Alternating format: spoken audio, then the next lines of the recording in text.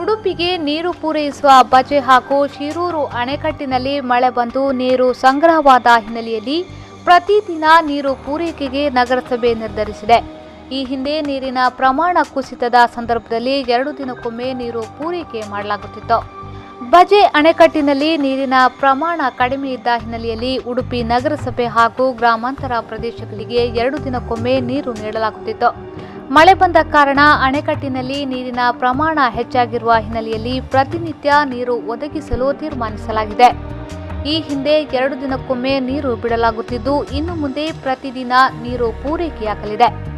ಶಾಸಕ ಪ್ರಮೋದ್ ಮಧ್ವರಾಜ್ ಹಾಗೂ ನಗರಸಭೆಯ ತಂಡ ಬಜೆ ಅಣೆಕಟ್ಟಿಗೆ ಭೇಟಿ ನೀಡಿ ವಸ್ತುಸ್ಥಿತಿಯನ್ನ ಅವಲೋಕಿಸಿದ ಬಳಿಕ ಈ ನಿರ್ಧಾರಕ್ಕೆ ಬರಲಾಗಿದೆ.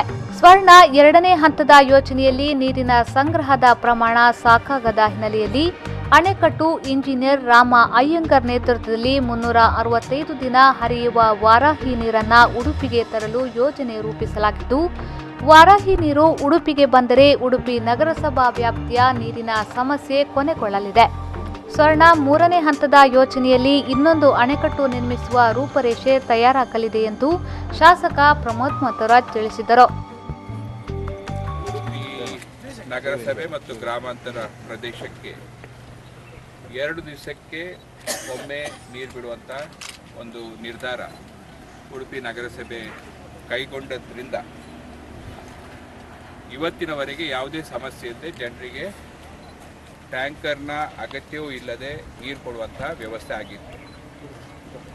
ಇದರ ಬಗ್ಗೆ ಭಾಳಷ್ಟು ಟೀಕೆ ಟಿಪ್ಪಣಿಗಳು ಬಂದಿದ್ದು, ಆದರೆ ನಾವು ಟೀಕೆ ಟಿಪ್ಪಣಿಗಳು, ಚುನಾವಣೆ ಇದನ್ನು ಯಾವುದನ್ನು ಕೂಡ ಗಮನಕ್ಕೆ ತೆಗೆದುಕೊಳ್ಳದೆ ಒಂದು ದಿಟ್ಟವಾದ ನಿರ್ಧಾರ ತೆಗೆದುಕೊಂಡಿದ್ದರಿಂದ ಉಡುಪಿ ನಗರಸಭೆಯಲ್ಲಿ ಕುಡಿಯುವ ನೀರಿನ ಸಮಸ್ಯೆ ಆಗದಾಗೆ ನಮ್ಮ ನಗರಸಭಾ ಅಧ್ಯಕ್ಷರು, ಕೌನ್ಸಿಲರು ಮತ್ತು ಅಧಿಕಾರಿಗಳೆಲ್ಲರೂ ಸೇರಿ ಸುವ್ಯವಸ್ಥಿತವಾದಂಥ ವ್ಯವಸ್ಥೆಯನ್ನು ಮಾಡಿದ್ದಾರೆ.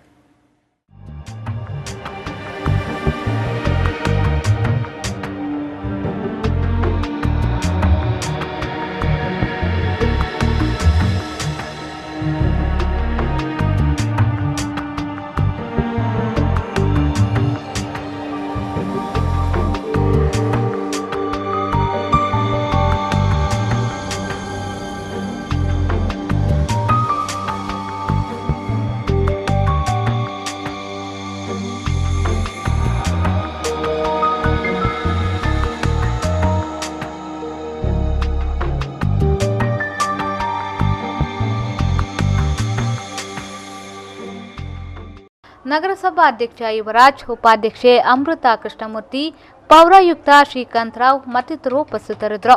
ಸಂತೋಷ್ ಸಳೆಬೆಟ್ಟು, ವಿ4 ನ್ಯೂಸ್ 7 ಉಡುಪಿ.